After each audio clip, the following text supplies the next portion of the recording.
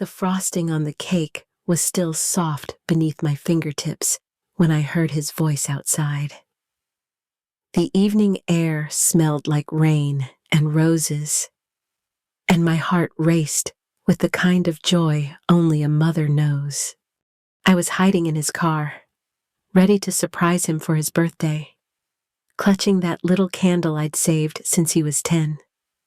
If you've ever trusted someone you love completely, subscribe and tell me where you're listening from, because sometimes that trust is the very thing that breaks you. I remember holding my breath, smiling in the dark, waiting for the door to open, and then the words that would shatter everything. That was the moment my world began to crumble. I still remember that afternoon as clearly as if it were yesterday. The air outside was crisp, the kind that makes your breath fog the window.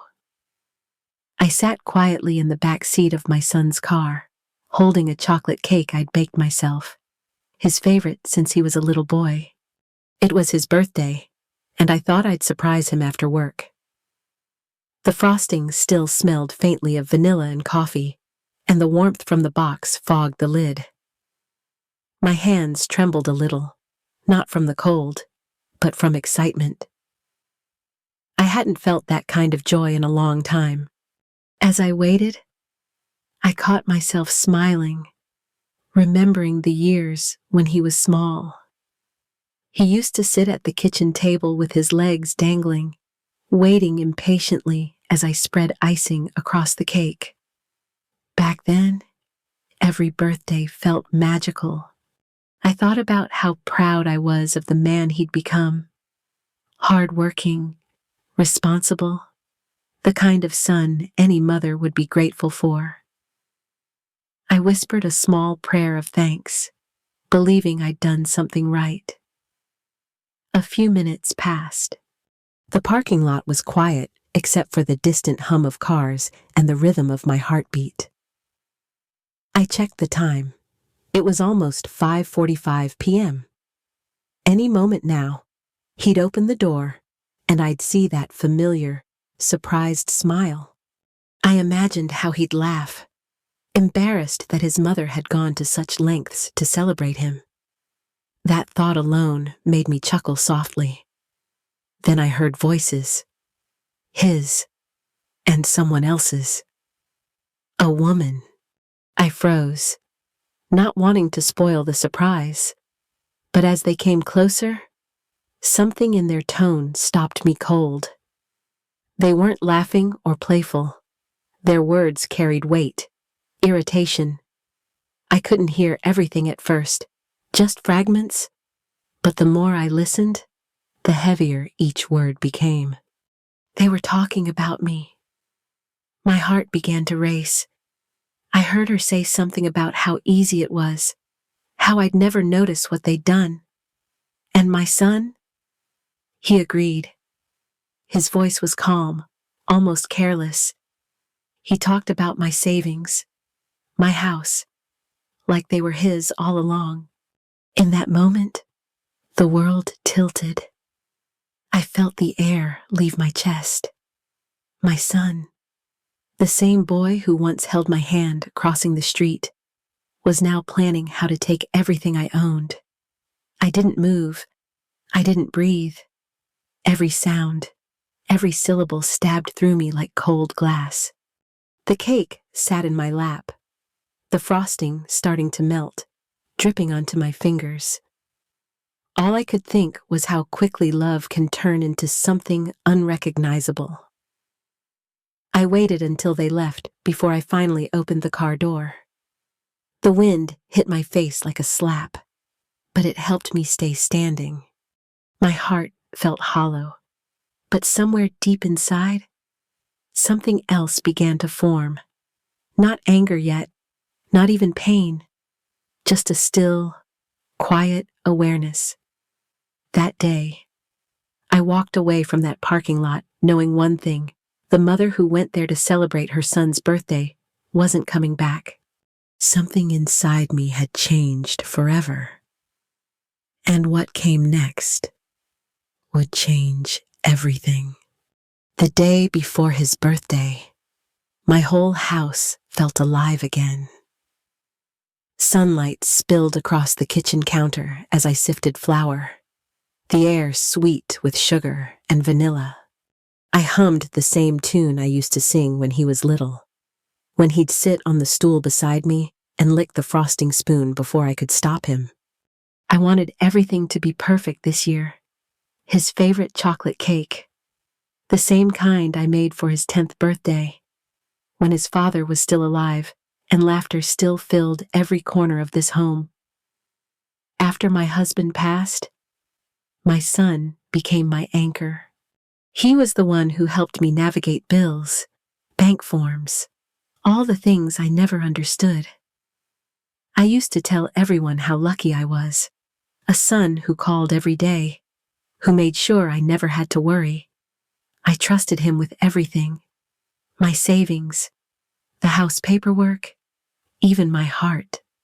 As I tied the ribbon around his gift, a simple watch he'd once admired in a store window, I thought about how grown he'd become, so responsible, so busy, the kind of man his father would have been proud of.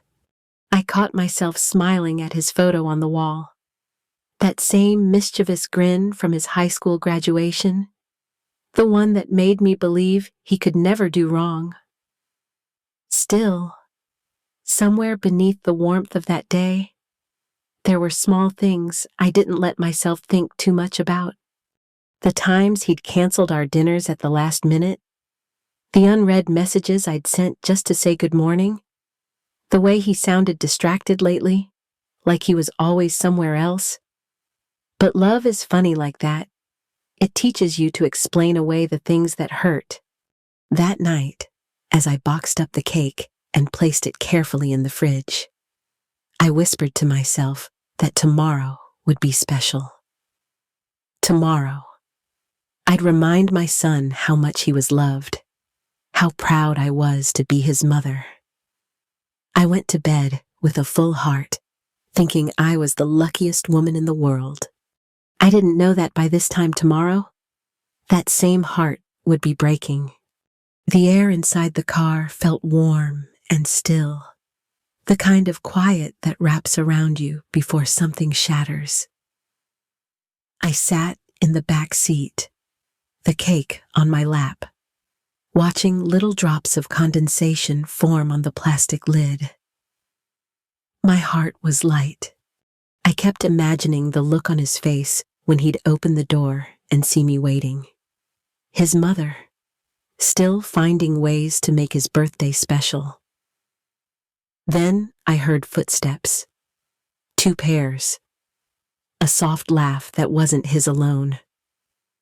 I froze, still smiling without meaning to. I thought maybe it was a coworker or his girlfriend I'd heard him mention once or twice. The sound of their voices drew closer, and for a moment, I wanted to sit up, to surprise him right then. But something in his tone stopped me. It wasn't the voice I knew. He sounded cold, distant. There was a strange edge of irritation when he spoke. I told myself not to eavesdrop, that I'd just wait for the right moment. But then I heard my own name, and suddenly, every sound seemed sharper. The closing of a car door, the scrape of his keys, the faint rush of traffic beyond the lot. At first, I couldn't quite understand. They were talking about money, about paperwork. My son said something about her accounts, how everything was finally in his name. My breath caught. I waited for the punchline, the correction, anything that would make it make sense, but it never came. The woman laughed, that smooth, careless kind of laugh, and told him how easy it all had been, how trusting I was. He didn't disagree. He just said it was better this way, that I wouldn't be around long enough to notice. The world went silent. My hands went numb. I remember staring at the cake, the little white frosting roses trembling as I tried to breathe. I could feel my pulse in my ears, but the rest of me felt disconnected, as though I were watching from outside myself. My son, my only child, was planning to take everything I had, everything his father and I built for him. In that moment, every memory of him flashed through me like a film caught on fire. The day he was born, his first scraped knee, the way he used to fall asleep in my arms after nightmares. I could still feel his tiny fingers gripping mine when he took his first steps. All those years of love, trust, and sacrifice now reduced to a cruel calculation. The betrayal wasn't just about the money, it was deeper, a kind of death I hadn't known existed. To realize that the person you loved most could look at your kindness and see only an opportunity. It changed something in me. It was as if the woman who had baked that cake, who believed in goodness, was being peeled away piece by piece. I didn't cry. Not yet. I just sat there, staring at the fogged glass, waiting for the sound of their voices to fade. When I finally stepped out of the car, the evening air hit my face like ice. The world looked the same. Cars passing, the sky streaked with pink, but I was no longer part of it. I drove home in silence, hands shaking on the wheel, the untouched cake beside me. I didn't turn on the radio, didn't call anyone. I just listened to my own heartbeat, loud and uneven, as if trying to keep me alive through disbelief. That night, I stood in the kitchen where I'd spent years cooking for him, and for the first time, I saw everything differently. Every plate, every chair, every framed photo on the wall felt like a lie I'd been living inside. But beneath the numbness, something else was forming. Not rage yet, not revenge, just an awakening. I realized that love without respect isn't love at all. And the woman who drove home that night, she would never be the same again. When I walked through the front door that night, the house felt foreign, like I was stepping into someone else's life. The lights I had left on now looked too bright, too harsh. The air smelled faintly of frosting and coffee, the same scent that had filled the car only hours earlier. But now, it turned my stomach. The cake box sat on the counter, untouched, mocking me with its perfect edges and careful ribbon. I had made it out of love. Now, it just looked like proof of how blind I'd been. I sank into the nearest chair, and for a long while, I just sat there. The refrigerator hummed in the background, steady and indifferent. The clock ticked softly. I could hear my own breathing, uneven, shallow, as if my body wasn't sure it wanted to keep going. Every sound in the room pressed down on me until even silence felt too loud. I thought of my husband then, how he used to say our boy would grow up to be someone kind, someone who'd never forget where he came from. I wanted to believe that he was right. I wanted to believe that all those bedtime stories, all those hugs, had meant something. But tonight, it all felt like a cruel trick. Love turning in on itself. Faith becoming the very thing that destroyed me.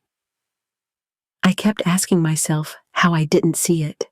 The unanswered calls. The papers he'd asked me to sign without reading. The way he avoided my eyes lately. Always saying he was busy. I told myself he was just growing up, living his life. That's what mothers do. We make excuses for the people we love until there's nothing left of us to protect. Somewhere between midnight and dawn, the grief started to shift. The tears stopped. Not because the pain was gone, but because I had nothing left to cry out. Beneath the wreckage of what I felt, a small, steady thought began to form. I realized I couldn't undo what he had done, but I could decide what happened next.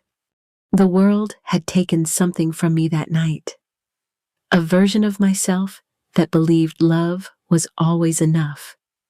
But as I looked at that untouched cake, the ribbon still tied tight, I understood something else. Pain can either bury you or it can wake you up. And I was done being asleep. The next morning, I woke up with eyes that burned from crying, but my mind felt strangely clear. The pain was still there, raw and pulsing, but underneath it was something sharper, steadier. I realized I couldn't just sit in that chair forever, drowning in questions. If my son had taken something from me, I needed to know exactly what. I needed to see the truth, even if it destroyed whatever illusion I had left. I made a pot of coffee and sat at the kitchen table with my old laptop. My hands shook as I logged into my bank account. For years, he'd handled everything: transfers, bills, taxes. I had trusted him so deeply that I stopped paying attention.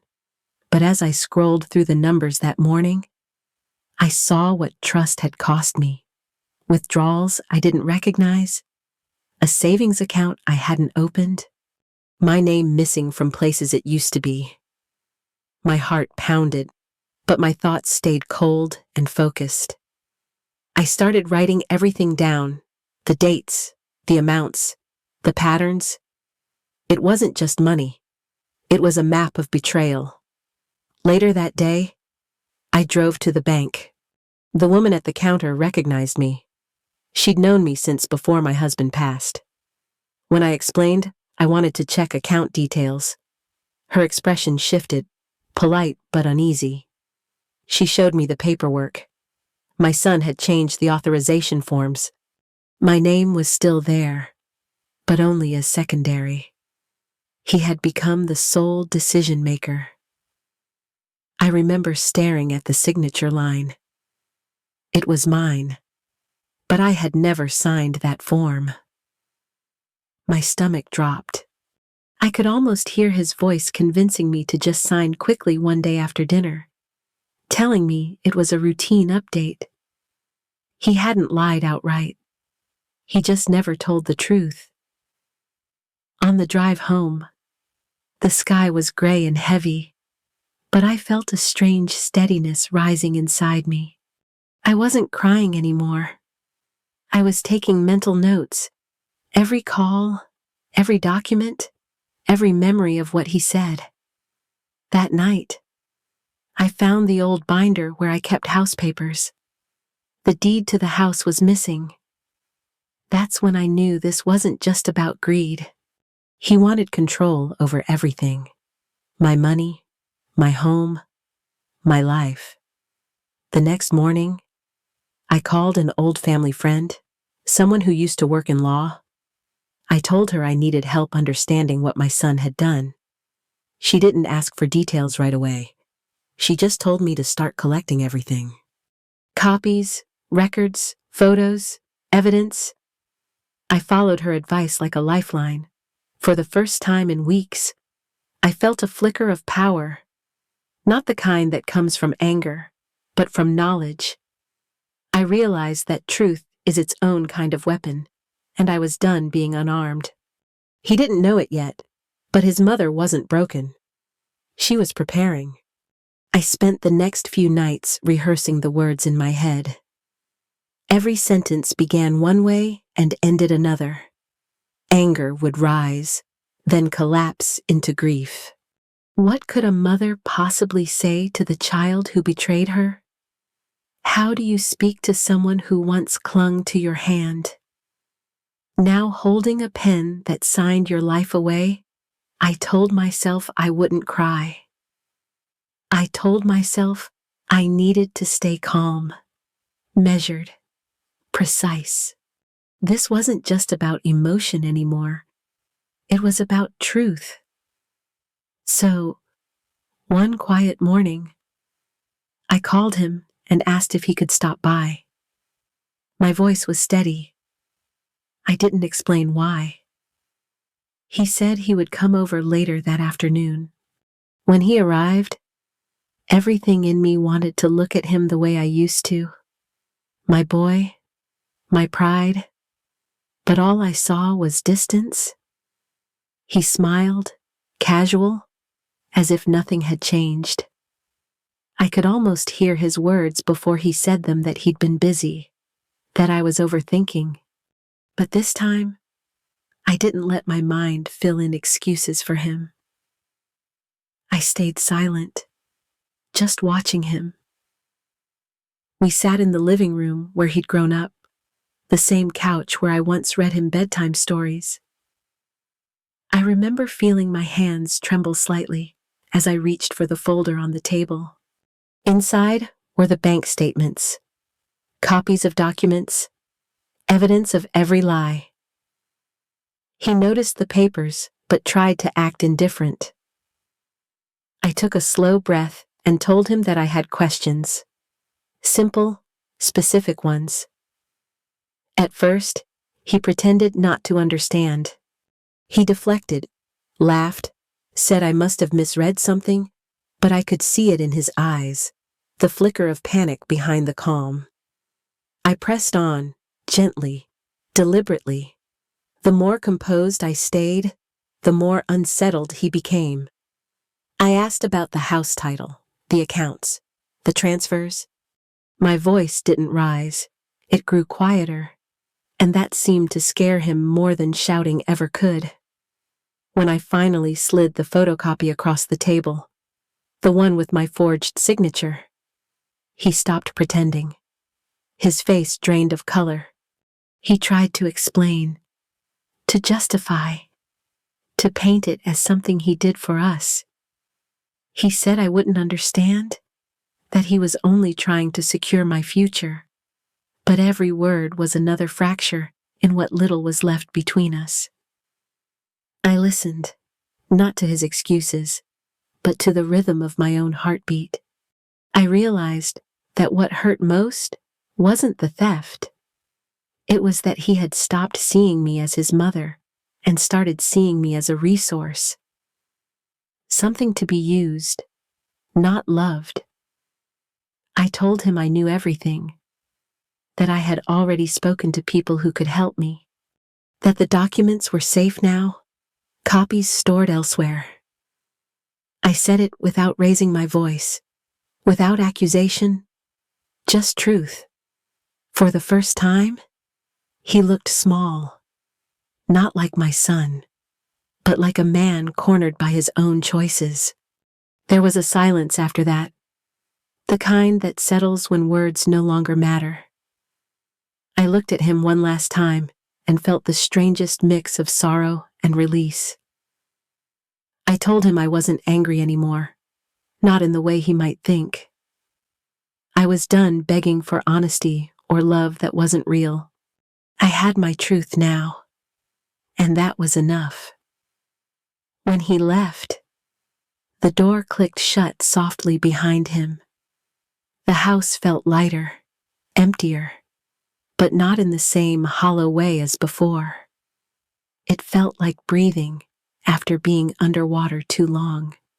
I knew what I had to do next, and for the first time in weeks, I didn't feel powerless. He had taken my trust, but I had taken back my voice, and that, I realized, was something he could never forge. After the confrontation, I knew one thing with absolute certainty. He wasn't sorry. The way he avoided my eyes as he left, the shallow words he tried to pass as remorse, They were empty. He wasn't done. He was only startled. That realization settled in my chest like ice, but it also brought clarity. Love had blinded me once. I wouldn't let it happen again. The next morning, I started documenting everything. Every phone call, every text, every paper that crossed my hands. I bought a small recorder and kept it hidden near the phone. I spoke calmly whenever he called, keeping my tone soft and familiar, the way a mother should sound. But this time, every word had purpose. I began each conversation with small talk, waiting for him to mention the house, the accounts, the things he thought I still didn't know. I didn't need to trick him. I only needed him to be himself. At the same time, I met quietly with my lawyer. We reviewed every document, every signature, every unexplained transfer. She helped me make copies, file formal reports, and freeze the assets in question. It was slow, meticulous work, but I found a strange peace in it. Each piece of evidence I gathered was like a small weight lifted off my heart, a reminder that truth doesn't shout, it simply stands. A week later, I got what I needed. A recorded call where he admitted he'd moved money for convenience. His words were careful, but they were enough. It was proof, not of just what he'd done, but of who he had become. I didn't celebrate. I didn't cry. I just sat there, holding the recorder, feeling the quiet hum of justice in my hands. My heart still ached, but for the first time, it wasn't from loss. It was strength, pure, steady, unshakable. By the time the sun set that evening, my plan was complete.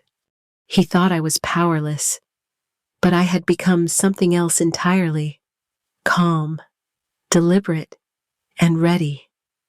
Tomorrow, I would take everything I'd gathered and begin the final step. It wasn't revenge I wanted. It was closure. And now, I finally had the proof to earn it. The morning I took the evidence to my lawyer, the world felt strangely quiet. The sky was gray but peaceful, and for the first time in months, I didn't feel fear walking out my front door. I had everything neatly organized, copies, recordings, timelines, each page a fragment of truth I had pieced together with trembling hands and steady purpose. By the end of that week, the process had begun. The bank reversed the transfers. The authorities were notified, and my son's legal control over my accounts was stripped away.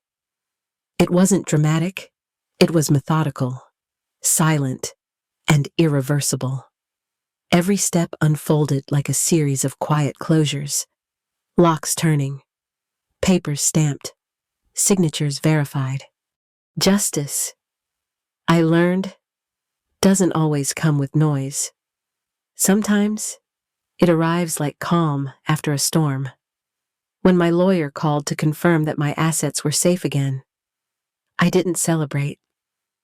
I sat at the table, the same one where I'd cried weeks before, and just breathed. The relief was deep, but it carried a sadness I couldn't shake. My son had been exposed, not just in the eyes of the law, but in the light of truth. His lies were out, his intentions clear. And though I had won back everything he'd tried to take, what I couldn't recover was the mother I once was, the one who believed love alone could protect her. That weekend, I drove to the cemetery where my husband was buried. I brought fresh flowers and a small note folded in my coat pocket. I told him I had done what I needed to do, that I had finally kept our promise to stand strong, no matter what. The air was cool, and for the first time in a long while, I felt a kind of peace that didn't depend on anyone else. In the days that followed, I made small changes. I closed the old joint accounts. I started gardening again. I even donated part of the recovered money to a local shelter, in memory of the man who taught me that kindness should never be mistaken for weakness. Justice didn't erase the pain, but it restored something far more valuable: my dignity, my independence, my peace. As I stood by the window that evening, watching the first light of dawn touch the horizon, I realized I wasn't just surviving anymore. I was beginning again. These days, my house feels different, quieter, but not empty. The kind of quiet that carries peace instead of loneliness. The light through the curtains feels softer now, and sometimes, when I make my morning coffee, I catch myself smiling for no reason. Not because everything is perfect, but because I made it through. Betrayal changes you. It strips away illusions and forces you to meet yourself again. The version of you that exists beneath all the roles you've played. For me, it taught that love without boundaries isn't love at all. It's surrender and trust. No matter how sacred, should never mean blindness. I used to believe that forgiveness meant forgetting. Now I understand it's something else entirely. It's releasing the weight of pain so it no longer defines you. When I think of my son now, I don't feel anger.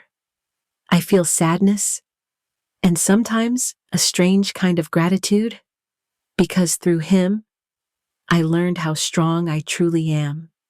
I discovered that even in the ruins of trust, you can still rebuild yourself, brick by brick, truth by truth, until you recognize your reflection again. To anyone listening who's lived through betrayal, heartbreak, or loss, you are not broken. You are becoming. Pain doesn't erase love. It refines it. It teaches you where to place it next time, with care, with courage, with yourself first. Have you ever had to rebuild after losing trust in someone you loved? Share your story below. I would love to hear how you found your way back to peace,